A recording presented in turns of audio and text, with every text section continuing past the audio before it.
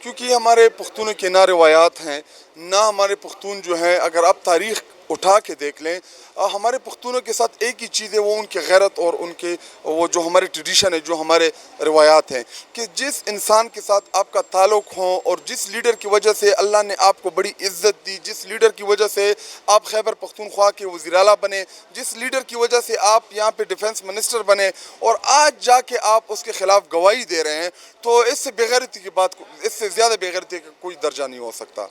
دیکھیے، قانون کے مطابق وعدہ معاف گواہ جو ہے دیر از اب نو کریڈیبل، اس کی کریڈیبل کوئی ویلیو نہیں ہے. ایک دوسری بات یہ کہ اگر وہ اس کیس میں گواہ ہے تو وہ اتنے دیر تک خاموش کیوں تھا.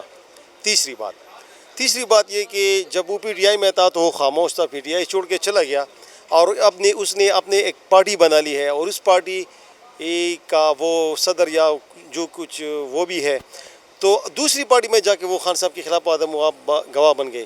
تو یہ صرف اور صرف سیاسی اختلاف کی وجہ سے، اور وہ ایک پپٹ ہے، ایک کھلونا ہے جو دوسرے کے ہاتھوں میں کھیل رہا ہے، اس کو استعمال کرنے کے لیے اس کو بھیجا گیا اور اس کی کوئی کریڈیبل قانون کے مطابق اس کی کوئی ورتھ نہیں ہے، کوئی بھی ورتھ نہیں ہے. اصل میں آپ کو پتہ ہے نا کہ جتنی بھی گواہان آپ کسی بھی کیس میں کسی کے خلاف یوز کرنا چاہے تو اس کے لیے ضروری یہ ہے کہ وہ ایٹ ارلی اسٹیج ہو. میں آپ کو ایک مثال دیتا ہوں کہ یہ سائپر کیس جو تھا، اس میں اعظم خان وعدہ معاف گواہ تھے کہ نہیں تھے.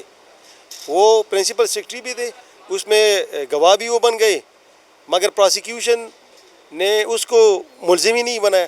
تو جب یہ ایز اے وٹنس آتا ہے کسی کیس میں تو یہ خود ملزم ہی بن جاتا ہے. تو سب سے پہلے پراسیکیوشن کو چاہیے کہ اس کو ملزم تو بنائے نا. وعدہ معاف گواہ تو جب بن جائے جب وہ ایکمپلیس ہو، وہ پہلے ملزم بنے گا، اس کے بعد وہ گواہ بنے گا. نہیں، خان صاحب تو خیر بالکل نہیں پھنستے، کیونکہ خان صاحب کا تو دامن صاف ہے. خان صاحب نے تو زندگی میں کبھی کوئی کرپشن نہیں کی.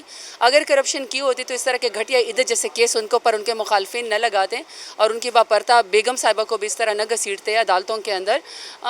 یہ آپ نے مجھے نیوز سنائی ہے کہ وہ خٹک صاحب وعدہ معاف گواہ بن گئے.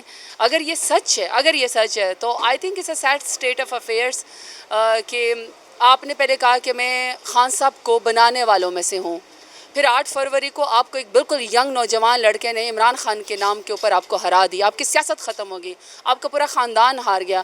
میرا خیال ہے تو اب آپ کو اس ناکام تجربے کے بعد آپ کو سیاست سے توبہ کر لینی چاہیے تھی. لیکن آپ تاریخ میں ان لوگوں میں آنا چاہتے ہیں جن کا نام غداری میں نہیں لکھا جائے گا، جن کا نام بے وفائی میں لکھا جائے گا، جن کا نام ان لوگوں میں لکھا جائے گا جنہوں نے نقصان پہنچانے کی کوشش کی ہے. تو it's a very sad state of affair. باقی یہ کہ اللہ تعالیٰ نے عمران خان کو اس مقام پہ پہنچا دیا ہے کہ آپ جو مرضی کیچڑ ان کے اوپر اچالے، جو مرضی ان کے خلاف آپ گواہی دیں. سچ تو سچ ہے اور سچ یہ کی ہے کہ وہ عمران خان ہے اور وہ حق کے اوپر کھڑا ہے.